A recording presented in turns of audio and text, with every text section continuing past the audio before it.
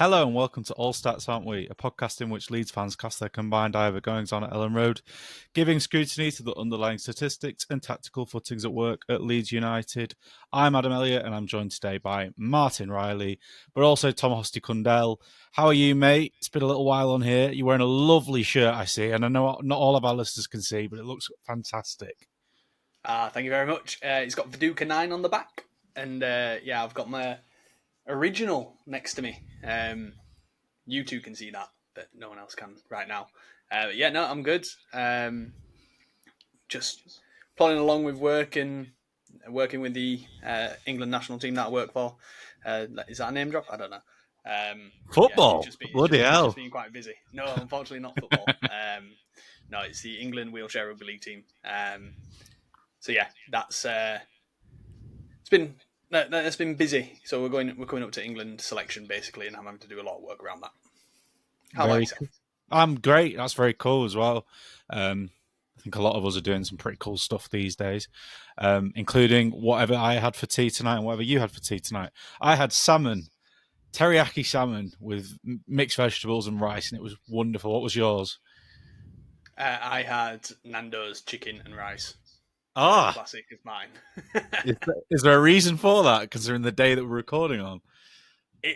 There isn't. No, that was just because I have an abundance of peri-peri rub, to be fair. Nice. But it is quite apt when you say that. It is, and we'll probably talk about that later and why. We're also with Martin today. Hello, Martin. What have you eaten? How are you doing?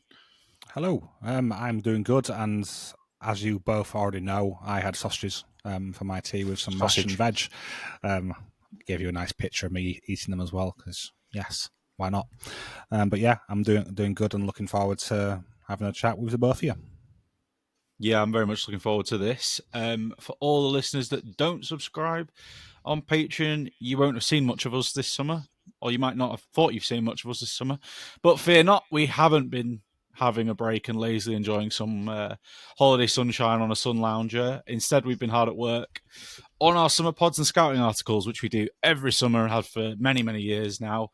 For all the Patreon subscribers that are listening right now, I want to say thank you very much for your support, as always, and we hope you've enjoyed the content so far, but there is going to be a lot more to come, pretty much a lot more to come, because I don't think Leeds are finished yet, and that's incomings and outgoings, and we'll probably talk about plenty. Thank you very much for that. But I know it's early, guys, but we're going to go for a very quick ad break, if that's okay, because I am talking about our Patreon, and that's the thing that you should be looking for, because, again, we've done 3 scouting pods so far, more to come, hopefully, at least one. Articles on 3 of the new signings, and more will come. We won't do it on every single one. We've kind of decided, didn't we, that it would be players that would be first-team players. So you should definitely sign up to where, Martin? Patreon.com/ASAW Patreon. Anyway, back to the podcast, and this one's on the main feed, which could be the last one for a little while again. We saw you guys not that long ago, but a lot's happened since then. So today we're going to discuss the summer kind of goings on so far in general. Not too much detail compared to some of the scouting reports we've done on some of the players we signed, but just a bit of a go over about everything that's gone on and dig into things a bit more. So first of all, Hosty, have you been watching pre-season? Have you managed to catch any of it? I managed to watch half of the Man United game due to the stream that I had cutting off, and then every other stream that I had just kept cutting off. So I was very in and out of it. But what I saw for that, there was some good positives for us, albeit against Man United, who by all intents and purposes aren't the team that they used to be. And then I've only seen the highlights of the SC Verl game. That's much better pronunciation than whatever Bryn was trying to do. Just so many different ways he said it, and the one he settled on was very wrong. And you and I definitely bothered by that, considering our German love. Martin, have you managed to catch any of it? Because it's only been 2 so far, although it's kind of been 3, because SC Verl was a 120-minute game, which was basically 2 different 60-minute games. And what have you thought of things tactically so far? So I've watched both of them, at least I watched all of the Man United game, and I watched about, I think, 90 minutes of the SCVL game. I'm probably saying that worse but than you two, but Better than Brent. The V's an F, and then Yes. the E's like an air. Yes, The E yes. has like an air there. Fair. So yeah, I've watched both of them. And tactically, I don't think we looked majorly different in a lot of the things that we do in terms of where we were last season. And in the game against Man United, I think it was probably more of a 4-3-3 out of possession. I don't think we really were pressing with a front two very often. But then in the SCVL game, we were pressing in the usual shape that we were last season in a 4-4-2. But that could have been influenced by the individuals we had out, at least in the first half, because we had Pirot as well as Harry Gray. So yeah, it's a weird one. Nothing looked majorly different. In possession, yes, it's very similar to what we were last season. I think things will develop more as the pre-season goes on, and we'll kind of see a bit more of an evolution as to where we look and feel both in and out of possession. And against teams like SCVL, they're what part of the German league are they from? I'm not They're sure. in the third tier. They finished seventh. Yeah. So obviously we weren't going to look much different against them because we were quite ball dominant against them. They were quite aggressive in the press, which I felt did help. They were in some moments were even man to man, which was quite interesting to see. But yeah, we're not here to talk about their tactical insights. But yeah, I liked a lot of what I saw in especially the Man United game. We can learn more from that one against opposition, which is of our league. Even if they aren't as good as they once were, they do still have a lot of very talented individuals, and to hold them to a 0-0 draw even for a pre-season game is a good thing. And I felt like we had the better of the chances in that game as well. They had maybe a couple of late chances, but we had maybe 3 where we could have scored from in total. So yeah, I was happy overall what I saw. Yeah, I think I largely agree with that. I've not actually watched all of both either. I've watched all of the Man United game, and I've seen the first 60 minutes of the failed game, but I haven't managed to see the second one yet, so I will watch that probably tonight, to be fair. And yeah, it's early days, obviously, Hosty, but Farkas made some interesting comments away from the games and has been talking of like flexibility, essentially, a little bit more. And do you think that we're going to see a little bit more of that next season, even though so far we've seen a 4-3-3 and a 4-2-3-1, which is not that far removed from what we've done anyway, but do you think we'll see more than that and go beyond that?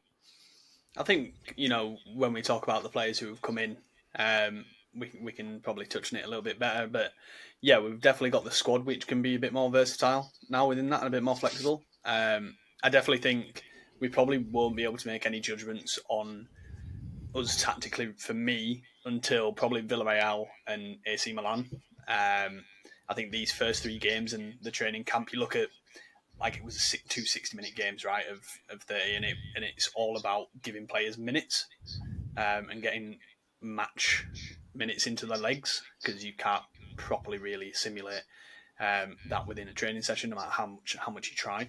It is incredibly difficult. So yeah, I mean, we have the profiles within the squad to be a bit more flexible, but again, with kind of what mine was saying, we've not seen much difference, I'd say, in these opening forays, so to speak. I just think that the players that we've got probably do it a little bit better, or we'll do it in a little different way. So, we'll get onto the 2 holding midfielders now and how that might look within like 4-2-3-1 and stuff like that, and what that might bring for us and allow us to be able to do in this way that we believe Varka wants to play. And just a question for both of you. I'll start with you, Martin. Has anyone actually impressed you in particular in these games? I'll give Pirot a shout out for his finish in the first half of that game in Germany, because that was outstanding. But is there anyone else that's really like caught your eye? Well, Jaden Bogle, I can't really say who's impressed me without speaking about him, because he was incredible in that game against Man United. He was our biggest threat going forward, especially in the first half. And I think towards the second half he was maybe starting to get a little bit tired, but he still just did play, I think, probably more than most players on the pitch at that point in pre-season for the opening game. He's still good, but they couldn't deal with a lot of the movements that he was making. The when where you would receive the ball and take a quick touch inside and then drive forwards, that they couldn't keep up with what he was doing and his combinations with Nyonto on that side, and we're also with Tanaka getting involved in that side as well. It's a really nice area to pitch for us, and it gave us a lot of joy. And I liked Harry Gray's assist for that goal that you mentioned. Very, very nice play by the young lad. And obviously Pero's finish was fantastic. And Pero in the game against Man United as well was really good when he came on. In the 10 role, he was playing up behind Nemacha, and he was laying on chances quite a few times and looked really sharp. It looks like he's taken pre-season quite seriously. Then most of the rest of the players, there was no one who I thought was dreadful. Maybe Byron was a little bit less progressive on the other side to the pitch to Bogle, but he did put on quite a display at Bogle, so it would have been hard to keep up with that. But I do think that most of the players wouldn't have been embarrassed by the bad performance in either of the games, especially not the SC Vale player who picked up the ball and gave away the penalty. That was hilarious. So how he could have thought that, but yeah, that was funny. And I haven't watched yet Hosty, but it sounds like Laji Ramazani had a lot of fun in the second half, or I don't know what to call it. Is it a second half or is it a full game? Whatever, of the Fourth quarter game. Yeah, whatever. He looked pretty good, didn't he? I've not watched either. You've seen the highlights, though. I've literally just seen the goals, so I haven't even watched the highlights. I've only watched the goals that got released straight after the game finished. But if he has, then he's good signs. I think I did read something about him saying that kind of last year was a bit of a learning curve for him, and so he's come back with the attitude for training that he thinks that he needs to have. Potentially is kind of what was being hinted at, I think, in the article, what he was saying. So I thought he was fantastic when he was playing last season. So if we're now going to get a trying Ramazani, I can only think that he's going to be even better. Yeah, nice. Right. I think we'll leave that there because there are more preseason games to come and we can talk about them in due course. But let's talk about what Leeds have actually done so far this summer, shall we? Incomings first, the exciting stuff. So the first arrival to talk about, I guess, Martin, is the new arrival of a 28-year-old winger with 170 Premier League games under his belt. That sounds pretty good. It does. Yeah? Who is this? Who is this player? English too. Yeah, wow. That's lots of ticked boxes. Of course, it's Jack Harrison. He's back. He's playing and he's involved. Other players aren't, and he is. Let's talk about that, shall we? I think we hinted when we did a pod together, us three, that there was a chance he might get reintroduced somehow. Now, if we are to sign another winger, which sounds quite likely, then I assume he would be fifth choice, and I assume that he wouldn't really be that keen to be fifth choice, even on the massive wages he's on. Where do you stand on Jack Harrison, and do you think he actually will be here come the 2nd of September when the window's shut?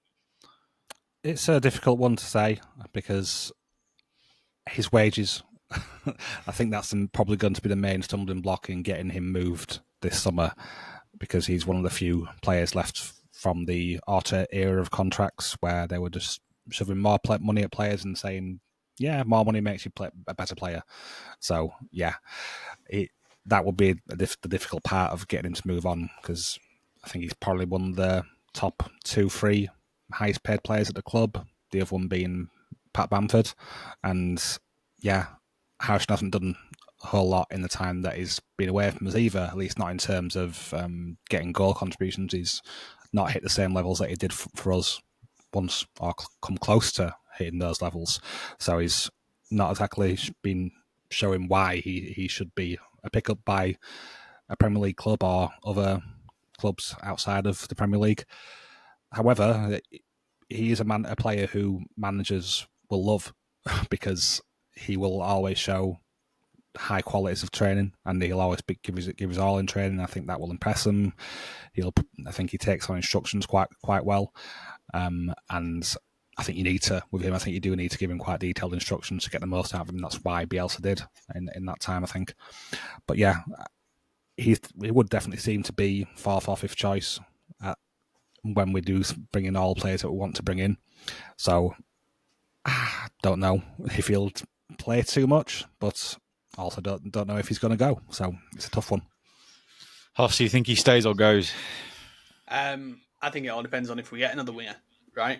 At the moment, we've seen that there's some interest for a loan for Ramazani, but I don't see how that would suit us. And I think, given what he said about that we're just talking about in the interview, he's probably looking at staying.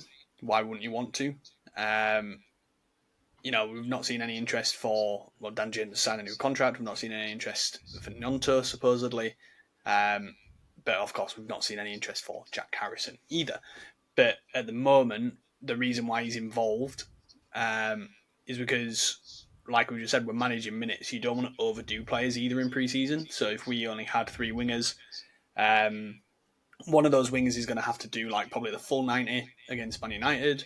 Then going to have to try and do, or one player is going to have to try and do 60 minutes and 60 minutes and very quickly in quick succession, and that's a bit too much for when you're trying to bring players back up to fitness. So the reason that he's probably still involved at the moment is because he's being used as a pawn to make sure that everyone gets to fitness properly. So that's why we're seeing him at the moment, I think. And yeah, I can still see him leaving. I think I tried to in the Discord. I tried to kind of make positives, try to find positives of Harrison, given how his output last season was 1 assist in 36 games, no goals, which for a winger is terrible. But his defensive numbers were really good. He had the most clearances for a winger, those sort of things. And I think that in a defensive team, he in a 4-4-2, he'll be great. So Burnley, Everton, that we're going to probably see from them again next season. Maybe even Brentford. You don't know what Keith Andrews is going to want to do, right? So yeah, I think that there's options there for him, but as Martin says, it's the wages. I can see it being a loan again at the last minute, just to try and maybe even get only 50% of his wages off, or just all of his wages off, and then they don't have to put an outlay of a figure towards us, which I think is kind of like what's happened with Verba, due to there was nothing viable for any team to want to actually spend any money on him. Yeah, I think that's the key point that you've made there with the loan. I think that's probably the most likely outcome as well here, that him and his agent eventually realise that he's 5th choice and asked to go. But it might take an incoming yet. It's a shame that we've been using one of our wingers that's young and exciting I say exciting, he's obviously someone who's had a few minutes for us in the first team, in Sam Chambers, and we're having to shoehorn him in at right back because we've got too many wingers, but we don't have enough fullbacks. So that is a real shame. It's also a shame that Isaac Schmidt's injured, because otherwise he would have got some minutes too. But alas, actually, let's talk about some proper incomings now, because that was tongue-in-cheek. First of all, I'll start with Martin, because I know you've definitely written about this player. We signed Lucas Mecha as our first summer signing. We're going to go through this in order of when we signed them, and we're going to talk about them a little bit more. We have gone through these, as we say, in some articles, and Martin wrote the Mecha one. But let's talk about him a bit here now as well, Martin, that's okay. So he's a 26-year-old striker, predominantly. He can play in other roles, but mainly a striker. On a 2-year deal, who's joined on a free from Wolfsburg, VfL Wolfsburg, which is, on paper, not that exciting, but is there reasons to be a bit more excited? What have we liked so far? Well, first of all, but we haven't actually done an article on Mecha. Did we not? I'm not sure. No, I'm not sure where you've got that from. You just had a video, which yeah. I'm growing old, guys. Yeah, you said I've probably written things on him, that's all. So yeah, most likely. But yeah, what I've liked about him so far, he really impressed me in the Manchester United game. But one of the things which stood out most to me was him bringing down aerial balls from the goalkeeper, and just he would bring it down quite easily, win the aerial duel if he needed to. If not, he'd just bring it down, get it under control, use his strength well, and then get the ball on. He even tried a few times, dip the shoulder and go past him. He almost looked like George Rutter. No, he doesn't. Anyone who's saying he's a similar player to Rutter, get that out of your mouth. He's totally different player to Georgie. Anyway, sorry, I just had to get that out there. He looks like he's got a decent amount of pace in his legs, and he's got a large frame and big legs, so he can cover ground very quickly. So yeah, I liked a lot of what I saw from him. His passing was generally solid. He wasn't found too much in the box, was the main thing I'd say, but I think that was a sign of the delivery, really. I don't think the deliveries which were getting into the box were that great, at least definitely not from the left-hand side. Some of Harrison's deliveries in that game weren't it at all. But yeah, he did seem to be getting into good positions from what I saw in the box. He just wasn't being found when he was there, and other players were instead. But I do think that for a free transfer, although maybe he hasn't scored that many goals, if you look at his just appearances next to goals, and it may not look like he's been that effective, but his actual goals per game is pretty solid. At least his goals per 90 that he's played, he's got a decent amount from little minutes. So even if he is going to be a backup player, which we would expect he is, it seems like he will be a backup player who will be able to chip in with goals, whether that's from the bench. If our first choice striker is injured, then we have to start him in some games. But the big question mark for me with Mitchell is whether he'll be able to keep fit. That's been an issue for him over the past couple of seasons, and it's probably why we have been able to get him on a free transfer, because he's got good pedigree. He's come through in England. Was it Man City? Is it academy he came through? Yeah. So he's definitely got a lot going for him, and I can understand why some people weren't enamored by the signing, because he's not been scoring many goals, but he could do. That's the thing. I think he's got all the attributes to be able to play in the Premier League and score goals in the Premier League. It's just about him keeping fitness. Yeah, and I think that's the thing, right? It's probably easier to keep him fit, Hosty, if his squad role is as more of an impact player or as a rotation option. If our main striker gets injured, that might be Rodrigo Muniz, it could be someone else. That'd be much easier, wouldn't it? So are you expecting him to be that player, and you expecting him to be the second striker in the pecking order, or the third? Where are you expecting that to fall? Because Joel Piroe is also around the place. I think he'll probably be second and probably be in front of Perot. So I think right now he's probably first choice, given who are at the club and what we know about Joseph handing in a transfer request of sorts. And, skipping ahead, guys.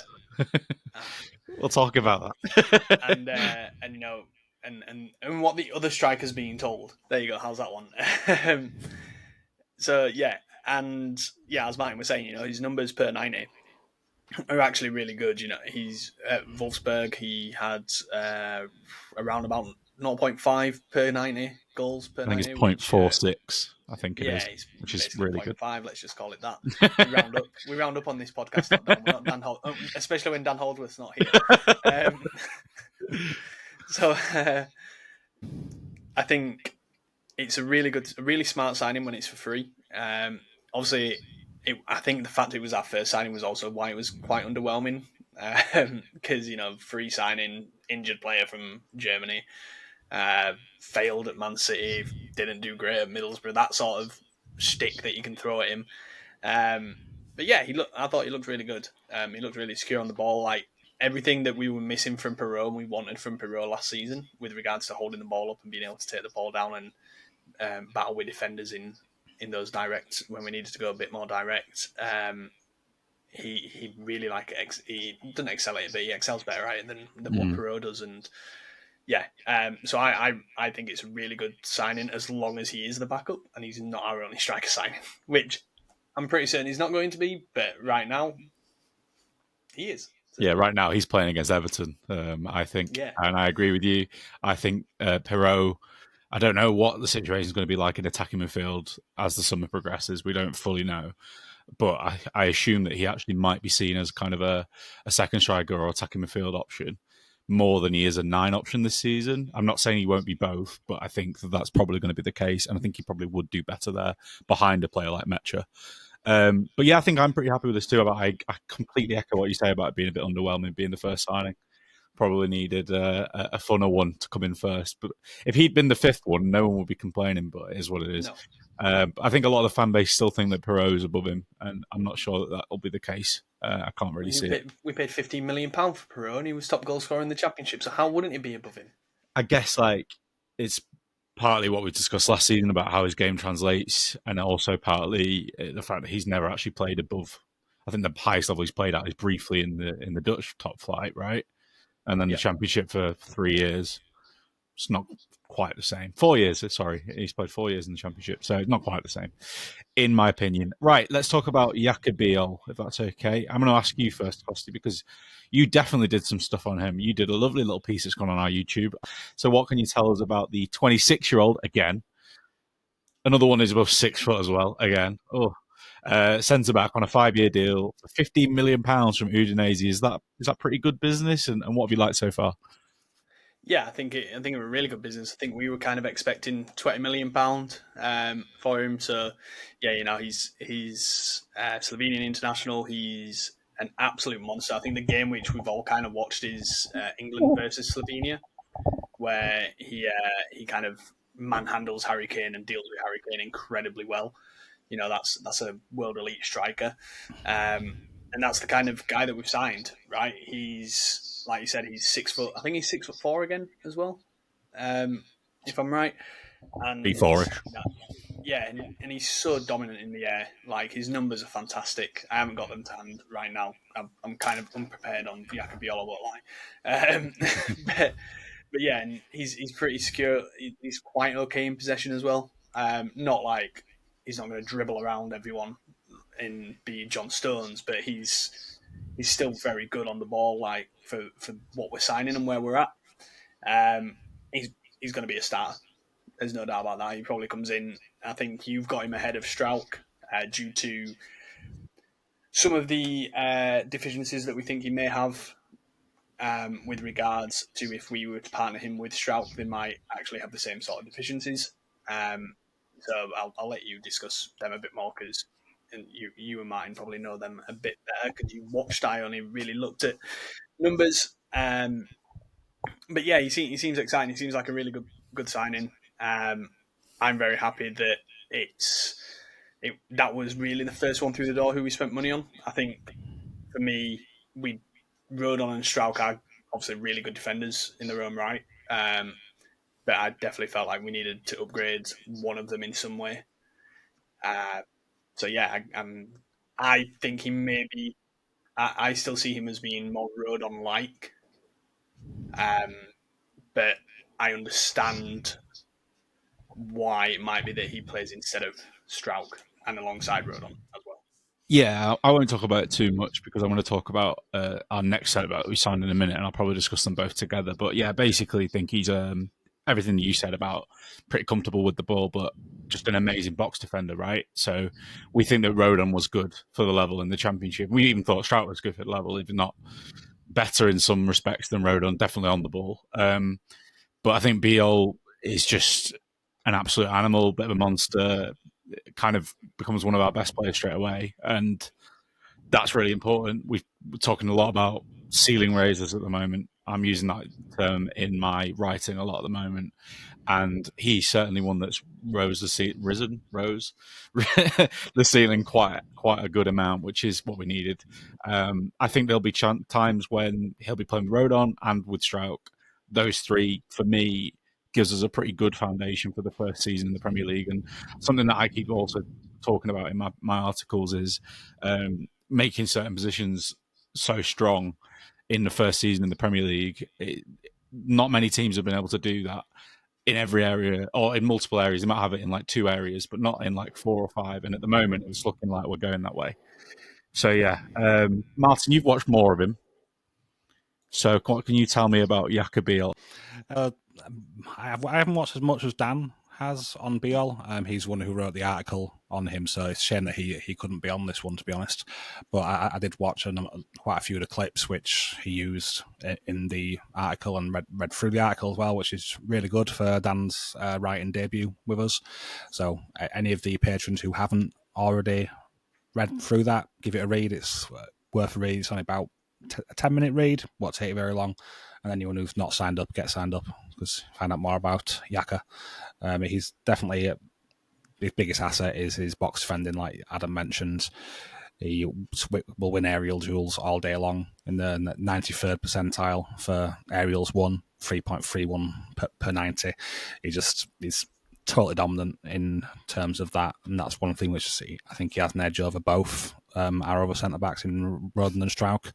Both Strauch and Roden are very good at defending aerials, but he's just next level compared, in my opinion.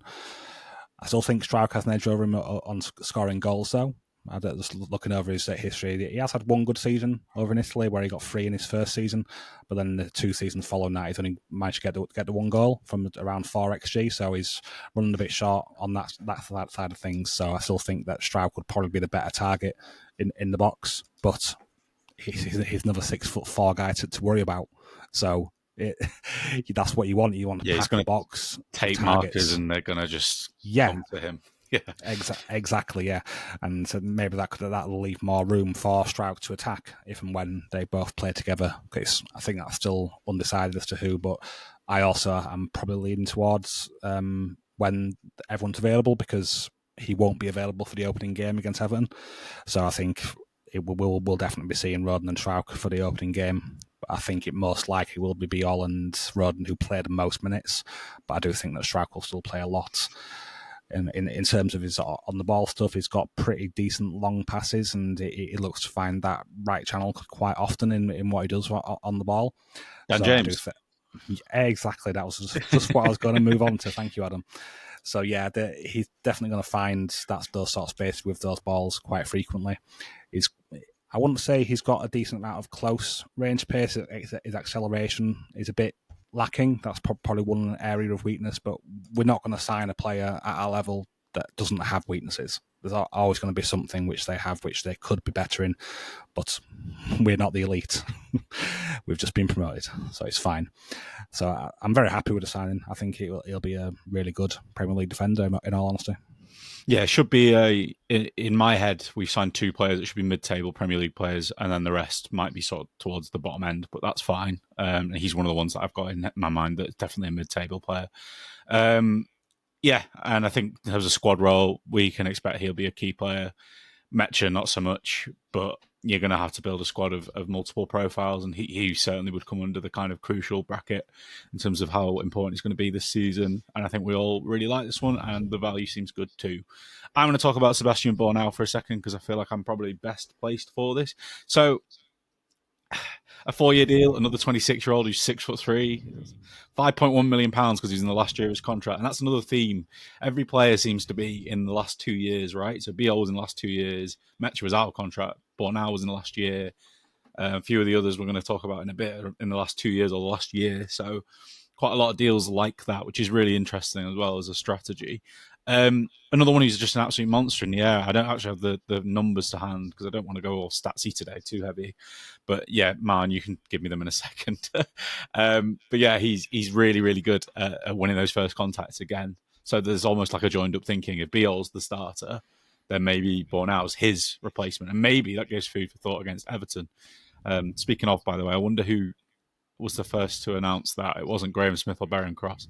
I can tell you that. But yeah, I don't think he'll be a starter all the time, but he might still play some games. He's obviously a little injury prone, as we're seeing in pre-season already. I don't think he's particularly sexy in possession. I think he's all right.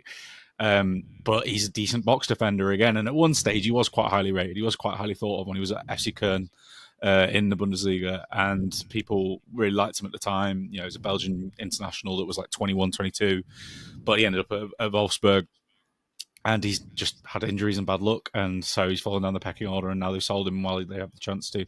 It's not the sexiest one. It's probably the most boring one, actually, of all 6 that we've signed so far. And like I said, with the squad role, I don't think he'll be particularly high up in terms of our squad placement. I do think he is the 4th centre-back. But there are some games where he's not 4th, and there are some games maybe where we are being a bit more flexible. Maybe against Everton, you want to put him in because he's so good in the air. Martin, you can tell me the stat in a second, but I remember Biol, when we were looking him up, he was in the top 5 in Europe over the last 2 seasons for aerials won, which is a crazy stat in and of itself. Obviously, that doesn't tell you the percentage he's won, but it tells you a lot of wins in the air. Van Dijk was up there, Kanate was up there, a couple of others. So he's in good company. But Bornau's excellent as well, isn't he? Yeah, he is a very, very good aerial defender, and again another guy with lots of height. And he's actually a little bit better at scoring goals than what Biol seems to be. He only played like just short of 800 minutes in the most recent Bundesliga season, and he scored 2 goals in that time, which is double that what Biol got in a lot more game time. So he's definitely a player who I feel maybe could come on on in games and be a threat from those sort of situations. It may seem odd to make a defender as an attacking choice, but if we are against a team who's hard to break down, but we're getting a lot of set pieces, shove on another defender who can attack those.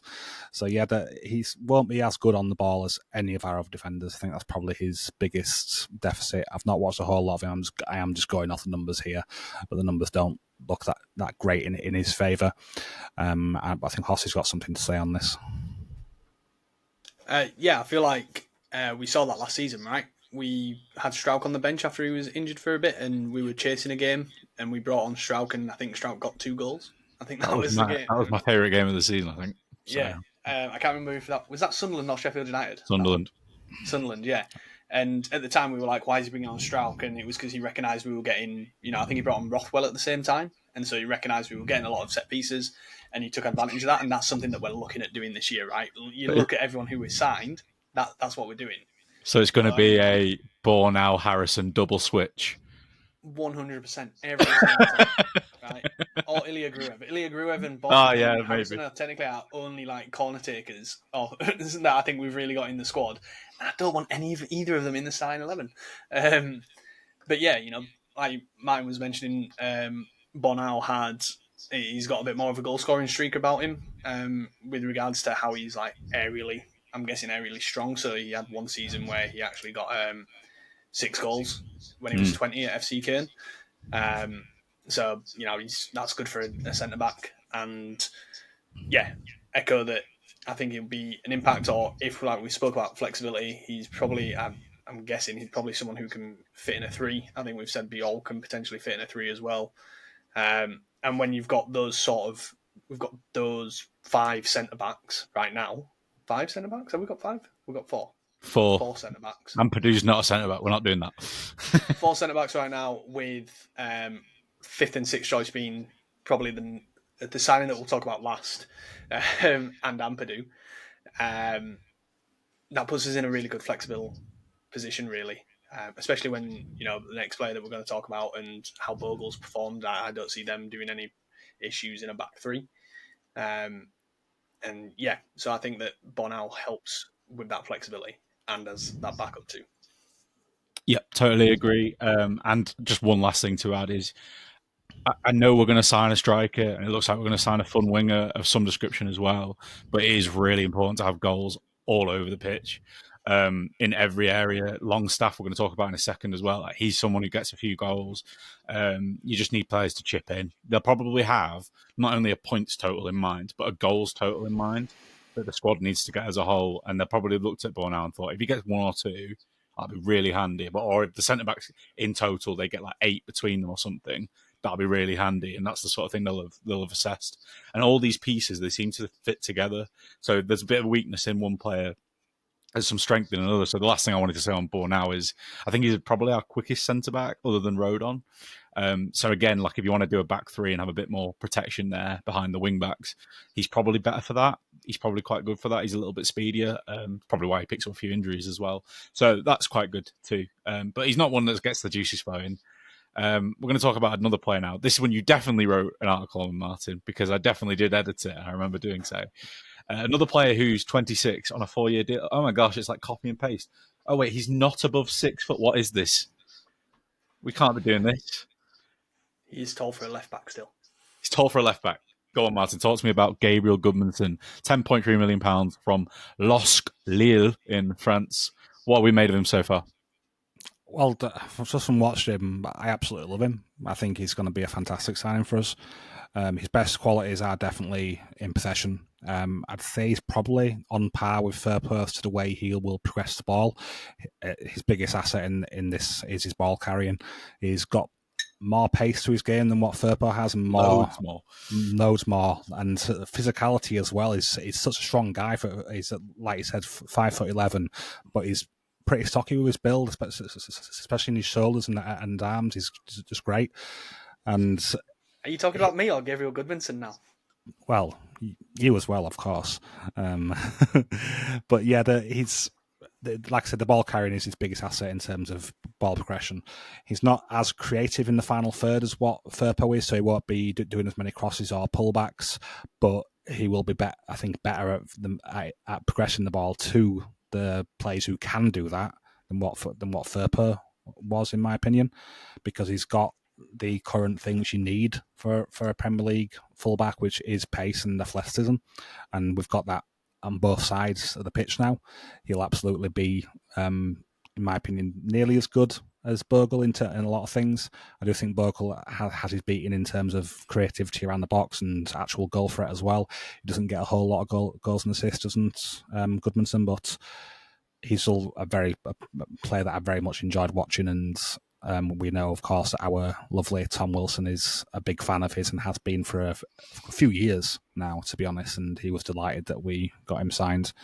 Then the other part of his game, the defensive side of things, I'd say he's probably inconsistent in that. He can have very good moments where he defends really well and manages to stop players from getting into the box. But then he can have other moments where he does switch off a little bit and players can drift in front of him. So quite a few examples of that. But I do still think he is an upgrade on Firpo in terms of defence in the Premier League, just as much because of his physicality and pace than anything else, really, because he'll have the recovery pace to get back, which Firpo, I don't think ever really had. Maybe he did when he was a bit younger, but at this point in his career, definitely not. And I do think that he will be good to average in that area, depending on the opposition he's up against, because I'm not expecting him to do well against Salah. I've seen him against Salah, and it did not go very well. Let's just say that Salah outmuscled him and outpaced him, and yeah, but that's Mo Salah. He's amazing. So yeah, he's 33 now. He's older. He'll be fine. He'll still he'll still bitch slap him around, unfortunately, because it was only a game last season that I watched them, I believe. But yeah, he is a good player, is Goodmanson, and I think he will be a good signing for us. And the fee we've paid for him, I think, is very, very good. 10 million for a guy of his quality is really good, and I'm pretty certain that Lille fans were very upset to see him go. I know you can see often a lot of opposing fans saying, "Oh, he's crap. We didn't want him anyway." But there were a lot of them who were saying, "No, he was good. He'll be missed," and he had a nice farewell post for him as well. So I do think that we've got a good one here. Yeah, I want to give Tom Wilson a little bit more of a shout out because he's got two right this summer that he called. I've got one and he's got two, so he's 2-1 up on me. I need to pull it back. But yeah, fair play to him. He was very big on this for a while. Biol as well was the other one, and we've got Bota. He's probably delighted that the left side of our defence is just going to be two players that he was gonna pick if he come on the scouting pods this summer. And I asked quite a lot about him because I didn't really have the time to watch Gabriel Goodman since I've not watched loads, and I was like kind of drilling it into him and saying like, "Oh, is he a good defender?" And he says it's the area of his game that's improved the most over the last 12 months. He seems to become a bit more of a two-way fullback, a bit more solid. So that's good, but he can also play as a wing-back. We've seen that. And even you must have seen Hosty, that he's played basically everywhere. He started out in his a youth career. He was a right winger that then moved to left wing, and now he's moved to left back. And then obviously he's played a few games there for Sweden. So that's got to be useful as well for what you were talking about with being tactically flexible and maybe using players in slightly different ways next season. Yeah, no, that's kind of like the Alioski journey, right winger to left back. But on a series on that, he's played left centre back for Sweden as well. Yeah. So that gives us a bit more versatility there. But then I was saying to a couple of friends yesterday, I was like, we have no other player who could play left wing back really if we played him at left. Jack Harrison. So, yeah, I don't want to say him. And I'm not even joking. It probably would be the second. I know. That's it. That is your left wing back. That's probably where he'd probably be quite good at. I reckon. I think if you put him in a 3-4-3 at left wing back, he's probably Jack Harrison's position. But unfortunately, he keeps going to teams that want a winger. But enough about him. Yeah, Goodmanson, like his numbers again are really good, and I think one of the things that Tom Wilson had kind of highlighted was his tendency to just kind of switch off a little bit at the back post every now and then. Yeah. So that's probably his key weakness, is that thinking that it's going to be dealt with in front of him. But we've spoken about having players that help with other weaknesses, and that's where Biol comes in, right? And our centre backs that we've got, that hopefully that danger is going to be minimised because we've got a player who is so good at reading the box and getting that ball out of there and clearing that cross before it even gets to the back post. And that's kind of what we've discussed. Just on Goodmanson as well, like he's not terrible in the air either, despite not being 6 foot. He wins 61.9% of his aerial duels, which is a decent amount of number. It puts him in the 88th percentile in the top 5 leagues. As Martin said, his possession and his build up is really, really good. 2.57 take-ons attempted and that sort of thing each game, trying to do that. Fouls won 1.98 per 90. So, we're talking again, if he's winning 2 fouls per game and he takes up a lot of touches in the opposition half, attempts take-ons, we're talking winning free kicks, and we're talking getting Biol and Banau and another player that we're going to talk about next.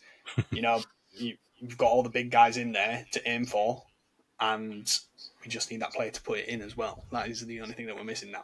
But yeah, so this is where we're talking about like pieces of what it looks like Leeds are trying to do, the jigsaw pieces, and we've created our own holes of what we want to do, and we're getting the right players to fit into those holes, the right shape pegs.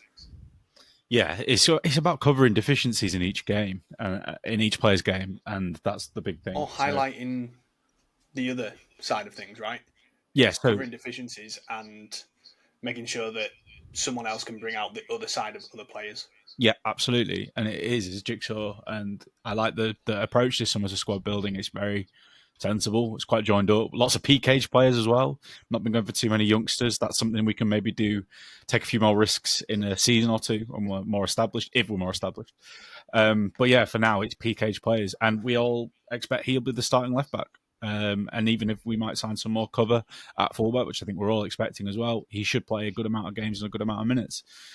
So yeah, I like the addition. I think we all do, and it should be one that's at least decent.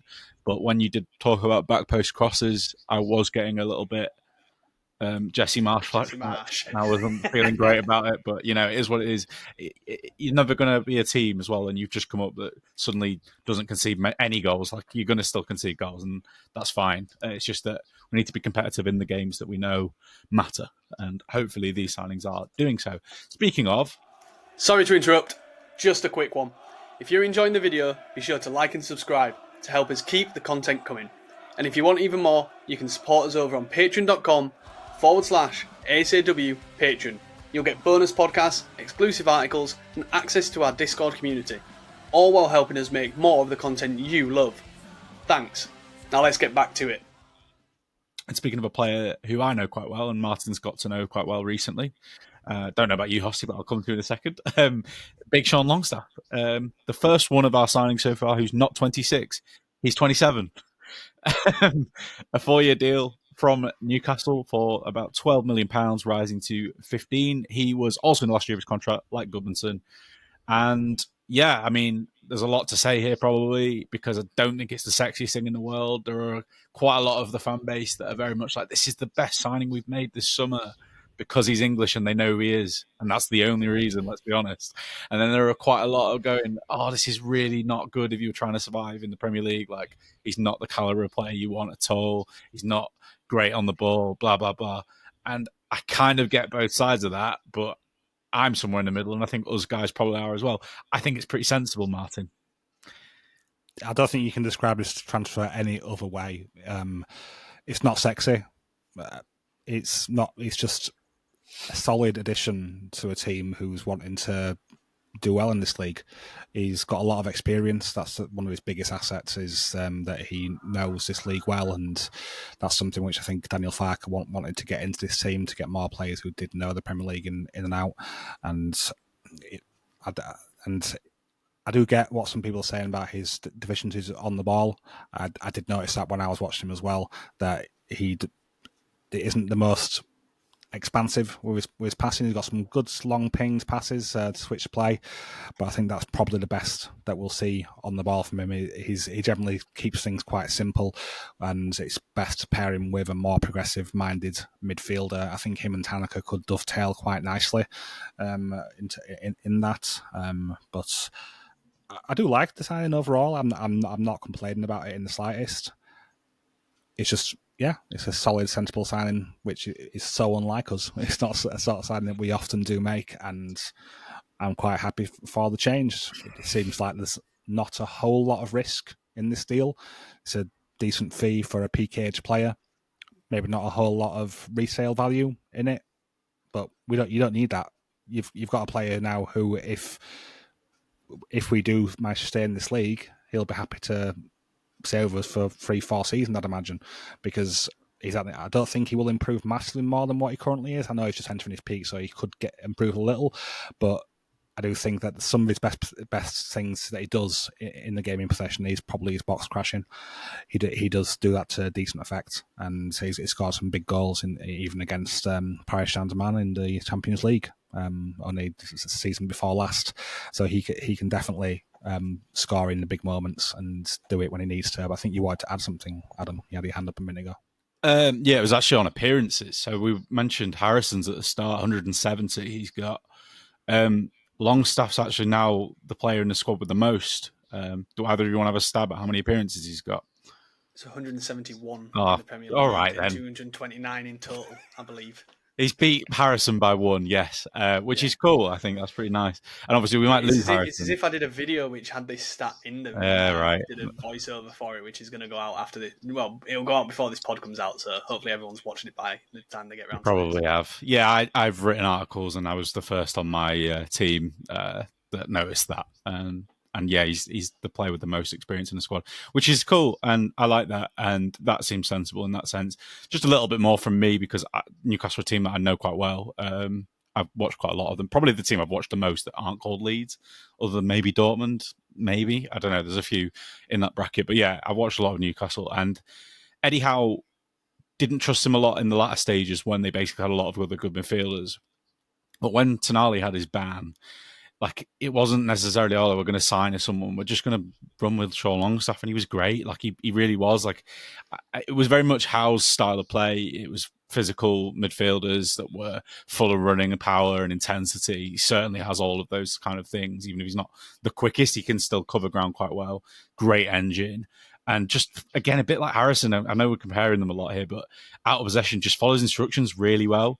Like, his out of possession intensity and kind of his understanding of when to press was kind of perfect. And Howe's first task at Newcastle was to make them much, much better out of possession. And that's what ended up kind of turning Newcastle into this better team. They were the lowest in terms of sprints in the entire Premier League under Steve Bruce. And then when Howe came in, they were like right towards the top end of the division for pressures and sprints, and they were right up there. So, and Longstaff's kind of epitomizes that. That's what he's all about. Yeah, it's not sexy because he's not going to do too many long busting runs with the ball because he's just not the most technical player. His touch isn't the best. It's not terrible, but it's not the best. And his pass appreciation is not the best, but he still ticks a lot of boxes out of possession, and at least in possession, he's going to box crash, like Martin says. He's going to be a goal threat. And he's going to be a presence just anywhere on the pitch because he is 6'2", contrary to many reports that say he's 5'11". He's not 5'11". Go look at pictures of him. He's massive. 5'11" until he's 6'2". I wish I was 6'2" because I'm 5'11" as well. But yeah, he's a big old unit. There's a lot of him. He's not the kind of most muscular, but there's still he's a big frame. And yeah, so I like this, and I think it'll work. Anything you want to add, Hosty? Just that, he's incredibly aggressive. So I think when we're wanting to press, he'll be that person that can kind of lead it from the middle. 100%. He's 99th percentile for dribblers tackled, which is high. Yeah, it's 2.03 per 90. Basically means he's the best in the top 5, or up there with the best. 3.05 tackles per 90, so that puts him in the 89th percentile, again, incredibly high. In the attacking third, that's 0.9, so 0.9 of those 3 tackles are happening in the attacking third, which shows how he's intense from a kind of defensive midfield role, right? Like, that's the kind of where we're looking at central midfield to defensive midfield, and again, that's the 99th percentile. So he's incredibly good at being aggressive, and like you said, Adam, he eats up ground, and that's how he does that, and that's how he puts it to really good effect.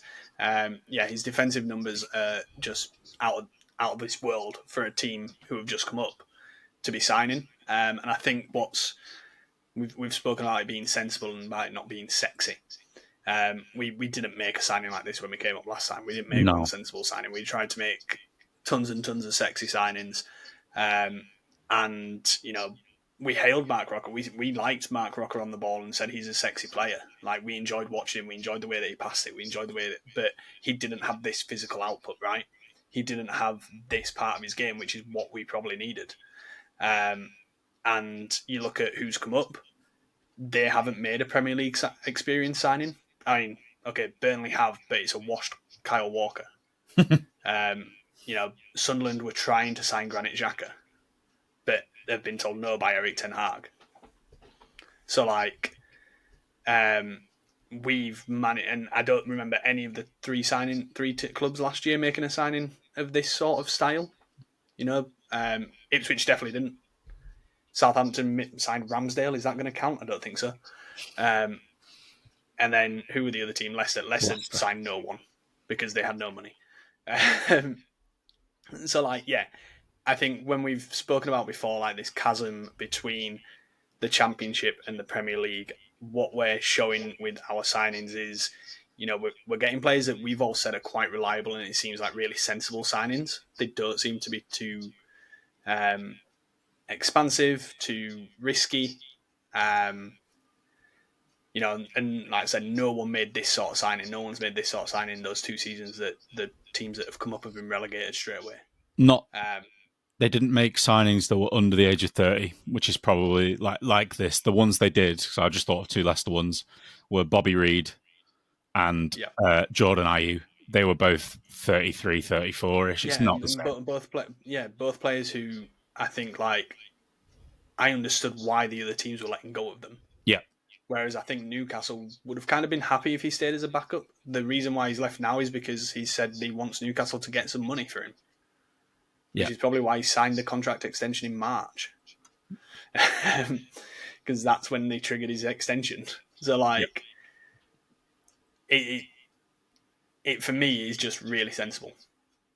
Yeah, and the only other thing to add, really, so the way I perceive him is he's like a number 8 that can't really pass that well.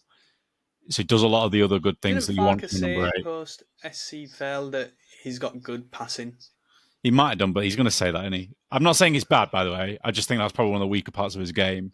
But like you were mentioning, all the duels and the off-ball stuff, but then what he's going to be able to do towards the box, I think that all is really good. And another thing is, a lot of the physical signings we signed before in our last Premier League stint were from teams that were like Rasmus Christensen, from a dominant team in a weak league. We're signing, Longstaff's not the best example, but with Beal and Bornau. Newcastle are physically dominant. Newcastle are physically dominant, and he's in the Premier League, so there's that. But the other guys, teams in the league is what I mean. So that's where the difference is. Even if he's not the key player, he's part of that squad. Yes. But the physical signings we've made this time are the ones that are used to fighting in mid-table towards the bottom end. And Longstaff still fits that because he was doing that with Newcastle not that long ago. So they've been used to that dogfight, and they've probably got the intangibles as well. Another thing is, last thing I want to say, he is probably going to set standards in training so well because he's that kind of player, and probably going to be considered one of the leaders on the pitch. I'm not saying he'll be captain, but he'll be certainly one of those players, and that's another really important one. So, final one now, and then we can move on towards a very quick last section after this of outgoings and all that. Is a even bigger signing than Sean Longstaff in terms of the fact that he is 6'4". A 26-year-old again, a defensive midfielder, a 4-year deal again. But this time the most expensive signing of the summer, a 17.3 million player, rising to around 19.9 if he meets all the add-ons in Anton Stach. I won't do it all like that all the time, but that's how it's said, from Hoffenheim, which is really cool because we didn't do a midfielder pod, but if we had, I was going to pick him. And I'm really happy that we signed him because that's really cool. I don't want to talk about him yet. I want you two to go first, and then I'll just add whatever I can. So, Martin, you've not spoken for a bit. What can you tell me about Anton Stach from what you know and what you like? Well, first of all, he's an absolute beast who looks very tall when he stood on a bridge. I know that, first of all. I want to see him next to Dan James and Willing onto. There's a picture of him next to Dan James already. It's crazy. It's crazy. Yeah, so he is an absolute unit. Physically, will win battles against, I'd say, nearly all midfielders in this level. There will be a couple, some who will be stronger than him, but against the majority, he will win any battle you ask him to. His stats in terms of defensive qualities are just all big green bars on FBref, as we like to use. I'll let Hosty cover the actual details on that. I just know that they're all very sexy. And some of the things which you may not expect from him that is that even though his best qualities are defensive, he does appear to be quite progressive, at least in terms of the numbers behind him as well. At both his last two clubs, he regularly is the first or second most progressive player for both of those individual teams. In terms of overall central midfielders in the top 5 leagues, his percentiles may not look too strong in that. I mean, they're not awful. I think they're around 60, 70 percentile. But for each of the teams that he's been at, he's been progressing the ball loads. Like, he progressed the ball the most for Hoffenheim this season, second most last season, and he's even getting into getting past inside the box. But I wouldn't say he's a creative midfielder. He won't be doing many line-breaking passes. It's just progression that he will offer in terms of on the ball. I think he will offer us more on the ball than what Longstaff will do. But the biggest thing about him will be his defensive numbers, being able to play both in defensive midfield or central midfield as an 8 or as a centre-back. He's done all that. So wherever you want him to fit in whatever system Leeds could put out, he could play to it. He's a great age. And great age. He's a great age. And he's a handsome-looking chap as well, I must say. Yeah. Another handsome chap, Hosty, talks to me about Anton Stach. When I was looking at Stach, I found a picture of while he was at Mainz, and I was like, yeah, how does he look 30 still when he was like about 19 in this picture? But yeah, he is just like this defensively aware monster, right? Like, he can anticipate breaks, snapping, and kind of like what we really liked from Ampadu last year, in that first season that we had Ampadu, except he's done it at a different, higher level and to a greater extent than what Ampadu was able to do. He's touches just in the defensive third. He has 96 touches, and that might obviously come from him playing centre back and him being on possession maybe a little bit around in that deep build up. But it also probably like really emphasises that he's able to read awareness, come in, and so when we were talking about like players filling gaps and helping with other deficiencies, having Stach will allow Bogle to have that freedom to go forward, or to allow Goodmanson to go forward, and he'll cover that space really well, and he can do it really well because of his frame, and he's able to eat up ground quickly with like his leg size, basically large strides. Like we've kind of said, big guy wins his aerials again. 88th percentile for aerials 1.83 per 90. Will be caveated with those numbers that he played centre back, but it shows that he can do that job at centre back as well, which is huge. Like we've said regarding versatility, so I put him in front of Ampadu. He should be definitely as the next choice centre back post those top 4. He's just a really good, solid player. I think he ranked in the league at Bundesliga more or less first and second for everything midfielder defensively. I can't remember the exact numbers, and I think he's kind of been likened, and you likened him to this player before it went on Twitter with someone else likening him to that player, and he was like, haha, vindication. He's been likened to being the German Declan Rice. So not quite as good, but yeah, right, he's got 2 caps for Germany. He's not quite at that he's level. The tier below Declan Rice, right? It's kind of how I think we all see him. And I think when you think about it, look at what well Declan Rice excelled while at West Ham. Yep. If you can just have half of that of what that West Ham team, they probably still would have done really well with him, and he would have done really well. And so I like, again, it's a signing that I love because it means that box four that we've talked about Yes. all season last year is just gone up another level, which is where I was talking about at the start of the podcast, where the signings that we're making are allowing the other players to potentially do everything that Farker wants them to do and keep the same player style. Now, we're going to have to change at certain times. We're going to have to be more flexible. Farker said that. But I think that like we've got this base of a squad now, this solid spine within that middle that will allow us the best opportunity to play the preferred style. Yeah, I think is kind of where I see it.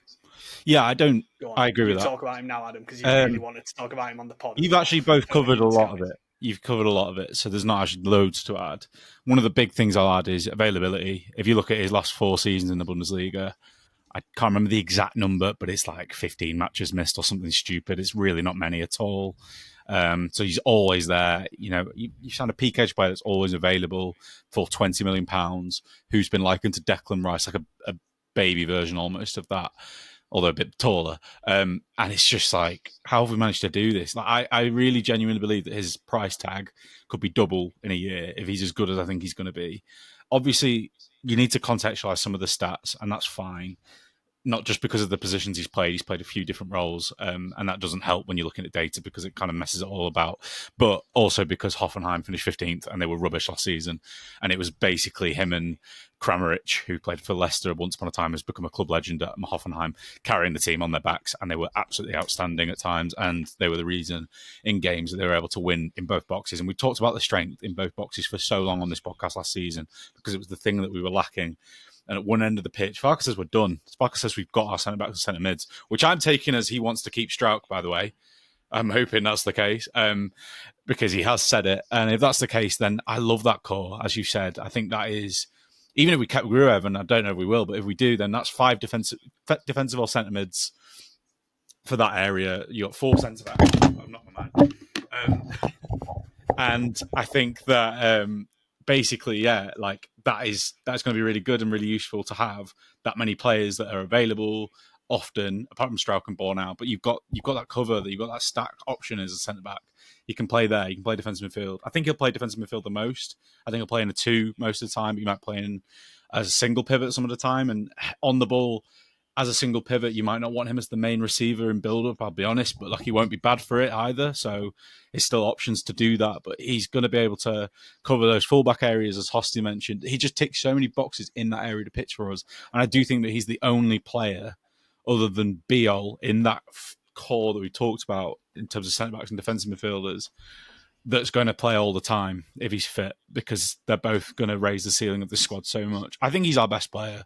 I know that's bold because he's only just signed, and like I'm not saying he's our best technical player because I think Nonto's that, maybe, or Tanaka, like one of those two, probably that player. But in terms of our best overall player, in terms of all the attributes they bring to the table, and you're talking about technical qualities and physical qualities and everything else, intangibles as a whole, I think he is probably our best player, which is huge. And Biel's probably right up there as well. Yes, Hosty. Yeah, I think that like when you talk about the technical players, I think you look at again when we're talking about signing players to help other players.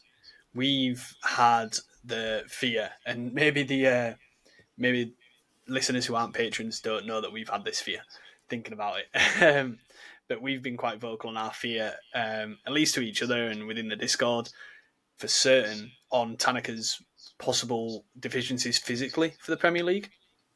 And I think that signing these players, your Stacks and your Longstaff, means that if we do go 4-3-3, we can play them two and Tanaka. And that brings a nice balance, allows him to excel a little bit more on the ball. He doesn't have to muscle out as much. They can do that bit of work. He just picks up the ball with a little bit of space and he's able to turn out and go do what he wants to do. So I think that, like, again, the squad building this year it might not look fancy sometimes, but if you strip it back and look at it from a more objective point of view, it's really smart, and you can look where everything can start to fit. Yep, absolutely agree with that. And you're actually touching on the next thing I was going to say, which is obviously this means that if he's the only one that I'm saying is nailed on as a midfield player, that means Ampadu's not going to play every game. And you've just said it there yourself. You can't put him in the team with Longstaff and Tanaka and Stack. It's not going to happen. But it's a long season and there's going to be injuries and there's going to be times when maybe it does actually make more sense to have Stack and Ampadu. So there are options for that. There are options for formations where you can play Stack in as a centre-back sometimes maybe, and Ampadu plays in midfield, and there are other times when it might be those two, and at other times it might just be one of them. I can't wait to have Stack and Ampadu as a defensive centre-back pairing. If in a crisis, that probably would be what we'd do, right? But I hope that's not the case at all. Go on, Martin, you have one more thing to add here? Yeah, so just to add on with what you were saying there, but just about Ampadu, I think maybe it's a good thing that he doesn't play as much this 100%. season, because he's struggled with injuries in this past season. For us not to have to rely on him to be fit for every single game will be a good thing for him to continue doing well. And he will still play a lot of minutes. He just won't be a nailed-on starter. I do think Longstaff and Stark will play more than what Ampadu will do in this coming season, but he will still play a lot. It's not like he'll be a backup option who will barely get used, because Farke trusts him. It wouldn't ever be the case with players like him where he will get left to have Isaac Schmidt level of minutes, for example. he will play plenty. Farke loves him. Yeah, of course. Yeah, and the same with Tanaka. I think there will be some games maybe where Tanaka even doesn't play. If we do want to really beef up the midfield, then we play all three of them. We play Ampadu, we play Stark, we play Longstaff. How would you see that? Who would be in which? Does that make sense? Probably Ampadu the deepest of those three, with Stark and Longstaff ahead. Yeah, I agree. Definitely agree. That's all I wanted to say, really. Yeah, and last couple of points, really. Like, I think this guy's so good that him signing basically means that in centre back and defensive midfield, we basically have one of the best in the bottom half in those two areas straight away. And to have that as a first season team in the Premier League when you've just been promoted, it's crazy straight away. But yeah, he'll play a lot. He'll play as much as possible when he's fit, and probably will get moved around a little bit. Sometimes it'll be double pivot, other times number 8 in a midfield 3, other times on his own as the deepest midfielder in a 3, other times maybe even at centre back in a 3 or a 2. So I think he'll get moved around, and that's good that we have that option as well. He'll perform well in all those roles, I'm pretty confident. But you do want him in defensive midfield. I think that's what needs to be said. Longstaff, last thing on him as well. Like, he's not signed, by the way, to become I'm going to become the same player I was at Newcastle, sitting on the bench, not playing as much as I should.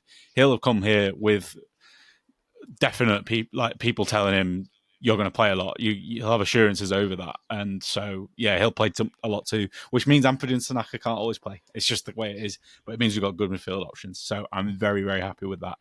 And we all like this edition. This is my favourite one. Okay, if you think it's BL, I won't hurt you. I can't imagine it's anyone else. Hosty, who's your favourite of these 6? Of the signings? Yeah. Of those 6? I would say Harrison. I wanted to actually add a little bit on when you mentioned Stack and his availability. That's the other thing which managers, if you're listening, Jack Harrison's always available. Yeah, true. He's never injured. Get him. So yeah, sign him. Now, my favourite of the 6 is, I think my favourite from everything is like Longstaff, because I think it's nice to see that we've taken that kind of sensible approach. But aside from that, I'm excited by Stack. Yeah. You, Martin? I think I know what you're going to say. So far, Goodmanson, because it's an actual left back. We've signed an actual left back. People, we never do that. I swear it was illegal for a long time for us to sign a left back. But yeah, him and Stark are my two favourite We ones. basically sign left backs when there's the women's Euros on. That's how it works. Or when one leaves, so we're not allowed to sign another left back. Yeah, we're not allowed 2 left-footed ones at once. It's just not allowed at all. Right, the reason we've done this pod at this time, and we will do a bit more still, but the reason we've done this at this time is because we're, I think, about halfway or just over halfway through our signings. Now that we're more than halfway through the window, there's only 5 weeks left, 6 weeks left, something like that. 5 weeks, 6 weeks, something like that. So we've still got quite a bit to do, in my opinion. We are about to sign a goalkeeper, it seems, probably tomorrow as we record. We won't talk about him too much unless one of you really wants to, but I don't think we have the time, so we'll move on. But how many more signings after Lucas Perry or Luca Perry? I don't actually know how that's pronounced. I think it's Lucas. How many more signings are you expecting through the door from this point, Martin? And that's irrespective of outgoings. How many do you think we'll sign, minimum? So, goalkeeper, striker, attacking mid, winger, fullback, cover for both sides, someone who can play both sides. So 5, potentially 6 if we do decide to go with 2 fullback cover options. If we do find good options for both right and left back, signing 2 left backs in one window would just blow my mind. But yeah, that's what I expect.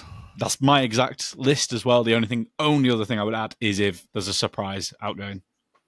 And then maybe, I'm not saying it'll happen, but if Nonto leaves, you might need another winger. Or Jack Harrison just stays at that point. But we don't need to talk about that. Hosty, how many are you expecting? I'm expecting the exact same. Yeah. But don't bring in Nonto leaving because that'll kick up Manal Solomon returning. Because of course. Could be a last minute, we need someone who will Daniel Farker trust. Another loan. Yeah, another loan.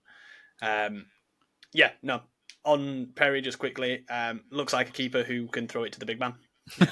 He's got all the little man, Dan James. Yeah, all the little man, get him going beep beep. And then looks like we're like we've kind of said, we're building squad that complement each other. Lovely stuff. They're all complimenting their hair and moustache and all that. Although we don't have many moustaches now without Firpo. Yeah, so you might just have to go to the training ground. Like a reverse. Yeah, Stack's got like a reverse tash of where he's got a beard and a tash. Which is Martin. He's generally had that since like 18. When I like looking at some of his stuff, I was like, he's had this exact beard for 6-8 years. Hey, we can't all grow a perfect beard at the age of 26, 27.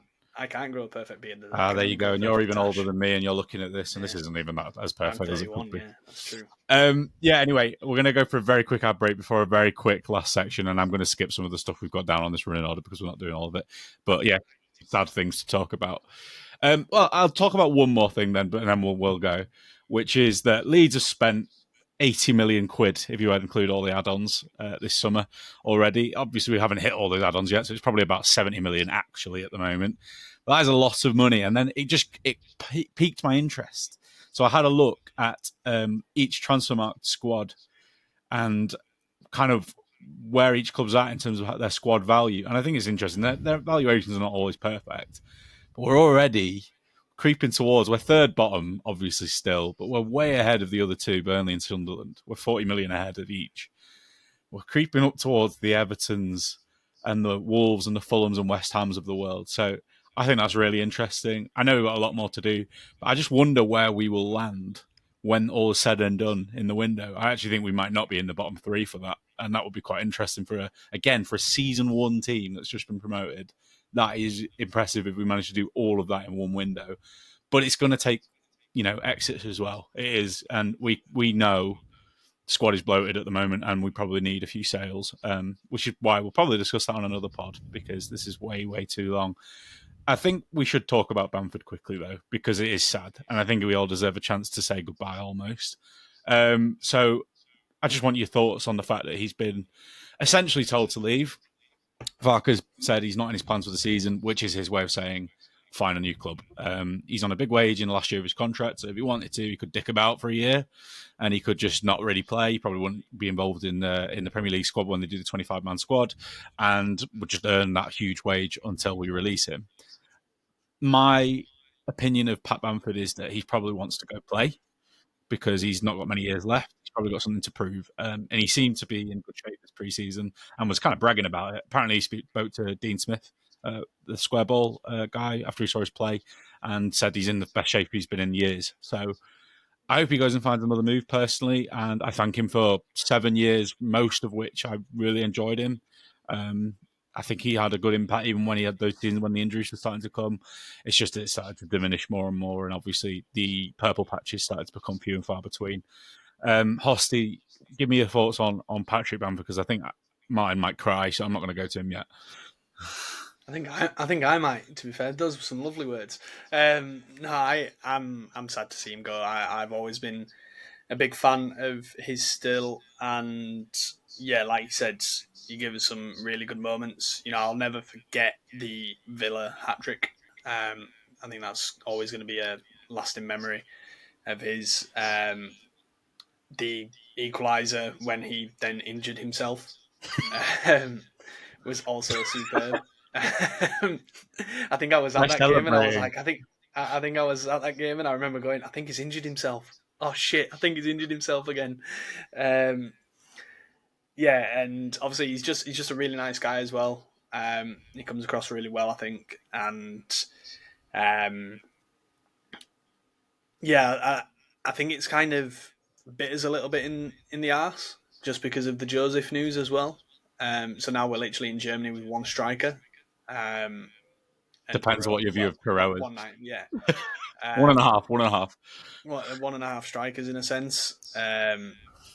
But I think I read from him as well, kind of like his opinion on it being he didn't want to have to run with Bamford and risk, where he was last year in the Premier League in another division above. I think he said he had that honest conversation, and I'm sure Bamford kind of gets it as well. As disappointing as it will be, he will want to have another crack at the Premier League, no doubt. But yeah, I totally understand the club's point of view, but it is sad from a fan's point of view.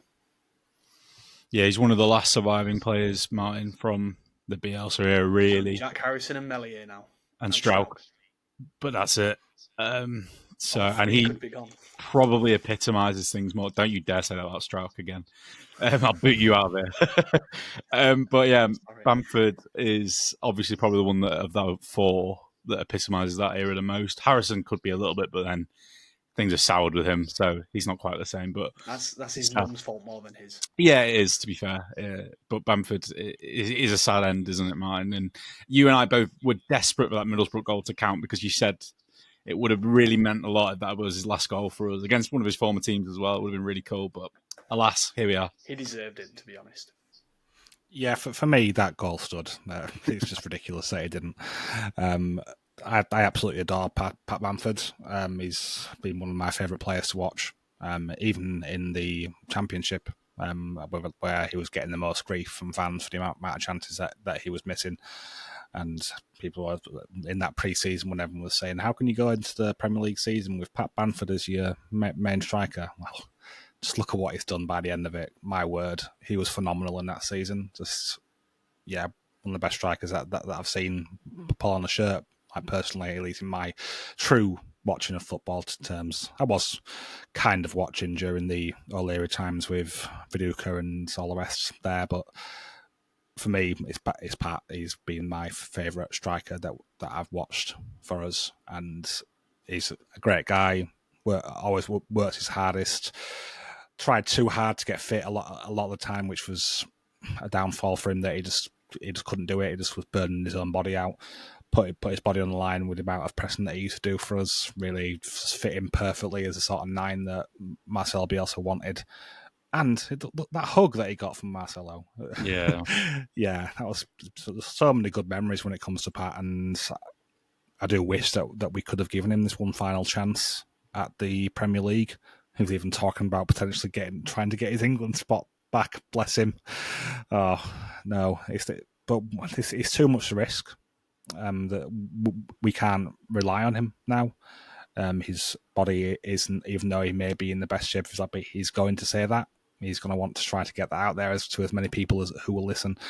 And yeah, it is time for us to move on from him, and we need to have someone reliable there. And that, unfortunately, isn't Pat.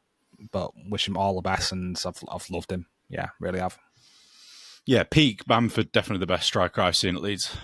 I'm younger than you both, so that's the way that is. He had everything really you'd want from a kind of modern day 9, and it's a shame that the very point in which we look like we're going to end up with the right kinds of striker at the club to support him, he's going to move on. But I guess that's part of the reason why, isn't it? We're signing Metcha and we might sign another one. We probably will sign another one. If I had it my way, and I don't want anyone listening to hate me for saying this, I would keep him for the year, and I would have sold Pirot. And the only reason for that is because I think Pirot's easier to move on, and I think that he would make us a decent chunk on PSR. It's not for any other reason. It's just that I do think Pirot has something to offer to the Premier League, preferably as a number 10. But I would have preferred to have kept Bamford and sold him. You know, I assume Championship clubs would be interested in Pirot. I assume some clubs abroad. But instead, Bamford, I understand with his wages and his injury record why we want to move him on. But it is a shame. It's a sad end. I really did think it would just be we'll just see out your contract and then you can go in a year and you can go to Wrexham or the MLS or wherever it might be. So yeah, he's got to find a club now. That's his job, unless he just wants to stick around, like I say, and earn that big wage. He could come on here if he really wants. He could talk about his true thoughts. That'd be nice, wouldn't it? Yeah. He might just do some podcasting for the year. That might be Pat Bamford. But I assume he's got that hunger. He seems to go and play. And I wish him the best, as you say, Martin. And I hope that he goes and smashes it wherever he goes, unless he joins another Premier League team and then he can't play well against Leeds. That's not allowed. No. And then knee slide in front of Farker and probably injure himself as he does it. But anyway, I think that's enough for this pod because it's gotten a lot longer than I thought it would. Although, pretty good discussion, boys, I have to say. I've been very much enjoying this. But there are other things that have happened that we've not talked about, and there are other signings to come. So we'll probably do another one of these similar things at some point because this has been quite fun. But it might not be quite as happy because it might be more about outgoings and players that are set to leave. And like I said, we're about halfway through our business incomings. I don't even think we scratched the surface on outgoings. I think we're going to see like close to 10 players leave the club. We need a lot of outgoings for PSR reasons, don't we? I think, you know, we've kind of touched on some of it today. You know, Perry is signing, so Melier is probably going to go. Yes. You'd expect. We're expecting Harrison to leave. We're kind of maybe thinking Gruev might. Maybe, with him being a fifth choice. And then you've got Bamford. What's going to happen with Harrison, Aronson, Joseph? Yeah, so there's players to leave. To be fair, apart from Bamford of them lot, not too fussed. Yeah. Strip them all off for free. Not quite, but yeah. Just get the wages off. Just get the wages off. All counts. I have to say, I think that is going to be something that happens in a way. I think there will be some loans where it's just like get the wage out and create some wage budget, and I think that will happen. And they won't all be PSR sales, but we do need some of that too. It'll be a mixed bag. Let's be honest, it'll be a mixed bag. God, I've just remembered that there's Joffy, JB and Greenwood as well, isn't there? Yeah, and they're not all going to be sales. That's our set piece taker. We're just gonna use Greenwood. We're gonna have to use Greenwood. We're not going to sign a number 10. He's going to get reintegrated, even though he's not in Germany right now. Yeah, cool. I think that's everything. The last thing I want to say is I'm loving, and I think we're all in agreement on this, we've discussed this privately as well, how under the radar Leeds are going at the moment. It started to get a little less under the radar and people starting to discuss it a bit more, but everyone's talking about Sunderland and these 21-year-olds, and they're signing loads of them that are quite fun and sexy, and oh gosh, look at all these midfielders and attackers. And then Leeds are just going and getting these 26, 27-year-olds that are big lads that can do a job in the first season of the Premier League, and it's great, and we're going under the radar in that sense. I'm sure that might flip soon, properly, but at the moment, keep doing what you're doing, Sunderland, because everyone's talking about you, and we'll end up just sneaking into 16th and saying up. That'd be nice, wouldn't it? Anyway, anything else you guys want to say? All good? No, I'm all good here. Long live Pat Bamford, then, and all that's left for me to say is thank you very much, Hosty. Dankeschön. And thank you very much, Martin. Thank you as well, Adam. And thank you, dear listeners. This probably will go on YouTube, so you can go and see it there. I probably should have said that at the start rather than here. But yeah, you can probably go listen to it there if you want and see us and what we look like and our Leeds shirts that Martin's not wearing and the other two of us are wearing. But thank you very much, and we'll see you very soon. Have a great weekend, whenever you listen to this, and goodbye.